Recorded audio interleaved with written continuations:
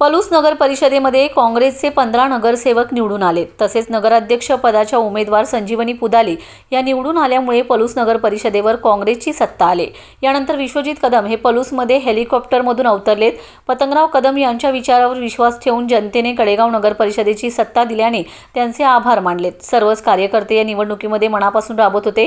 पलूस नगर परिषदेचा विजय हा स्वर्गीय पतंगराव कदम, स्वर्गीय वसंतराव पुदाले, स्वर्गीय खाशाबांना, स्वर्गीय राजाराम सदामते यांना समर्पित करत असल्याचे काँग्रेसचे आमदार विश्वजित कदम यांनी सांगितलंय। महाराष्ट्रामध्ये नगरपालिकेचे निकाल हे जाहीर झालेले आहेत आणि त्यामध्ये सांगली जिल्ह्यातील पलूस कडेगाव विधानसभा मतदारसंघातील माझ्या मतदारसंघातील पलूस नगरपालिकेचा निकाल हा नुकताच जाहीर झालेला आहे आणि मला आनंद होतो आणि की पलूस नगरपालिकेवर पुन्हा एकदा स्वर्गीय पतंगरावजी कदम साहेबांच्या विचारांचा वारसा हा कायम पलूसच्या जनतेने ठेवलेला आहे आणि पलूसचे नगराध्यक्ष हे काँग्रेस पक्षाचे हे विजयी झालेले आहेत आणि एकूण 20 नगरसेवकांपैकी 15 नगरसेवक हे काँग्रेस पक्षाचेही विजय या ठिकाणी झालेले आहेत। मी पलूस शहरातल्या सर्व नागरिकांचे आणि सर्वसामान्य लोकांचे मनापासून या ठिकाणी आभार मानेल की पुन्हा एकदा त्यांनी माझ्यावर, कदम कुटुंबावर, काँग्रेस पक्षावर हा विश्वास दाखवलेला आहे। त्याचबरोबर जे कार्यकर्ते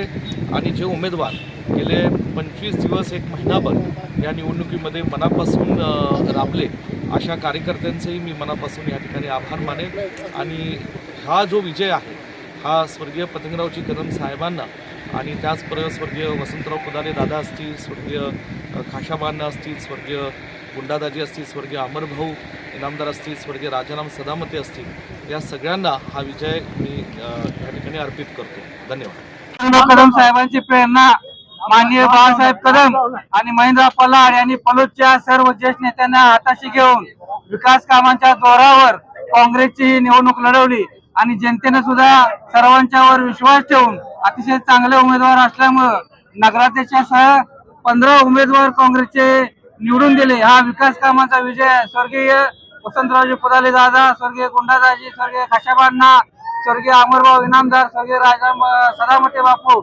यांच्या प्रेरणेनं आणि बाळासाहेबांच्या नेतृत्वाखाली पलूस शहराचा विकास चांगल्या पद्धतीने करू आणि सर्व मतदारांनी हा जो विजय दिलेला आहे त्या विजय दिल्याबद्दल शतशः सगळ्यांचे आभार मानतो।